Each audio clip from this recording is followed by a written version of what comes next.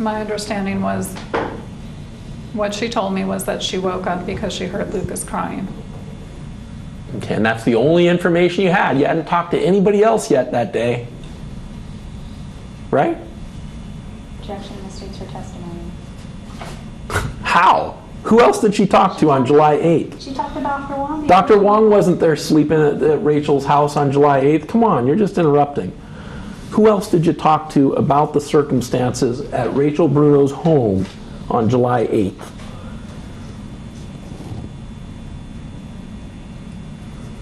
I spoke with Dr. Wong and I spoke with Mrs. Bruno. And that's it. You didn't speak with the doula.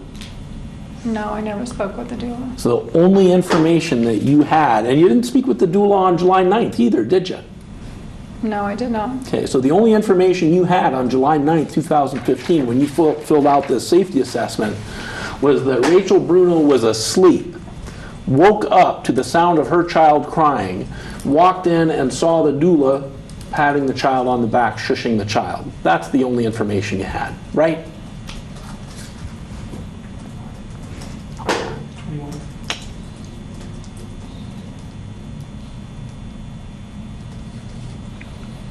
Gonna have to pause long if you want to burn up 21 minutes.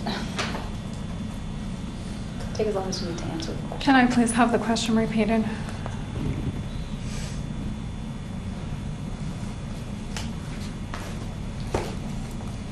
Question. So the only information you had on July 9th, 2015, when you filled out this safety assessment, was that Rachel Bruno was asleep, woke up to the sound of her child crying, walked in and saw the doula patting the child on the back, shushing the child. That's the only information you had, right? No, that's not correct. Okay, what else besides Miss Bruno waking up to the child crying and seeing the doula, what other information did you have that would implicate Miss Bruno as a potential suspect here, a perpetrator? What specific, articulable information?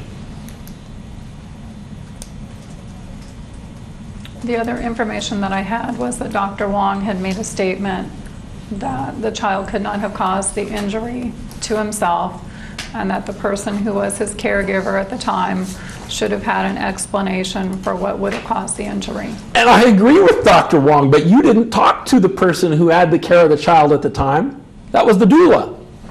Mom was sleeping. So I agree with Dr. Wong.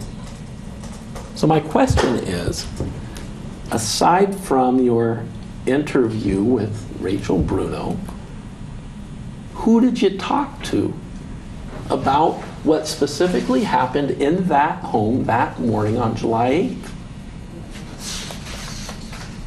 The only other person that I had interviewed at that point was Dr. Wong. And Dr. Wong was not in the home on July 8th when this child was injured, correct? That's correct. Did you talk to anybody else who might have been there? I didn't speak with anyone else who had been in the home. Okay, so the only information you had regarding what actually happened in that home that morning was the information you got from your interview with Rachel Bruno. Yes? That's correct. Okay. Quick break. I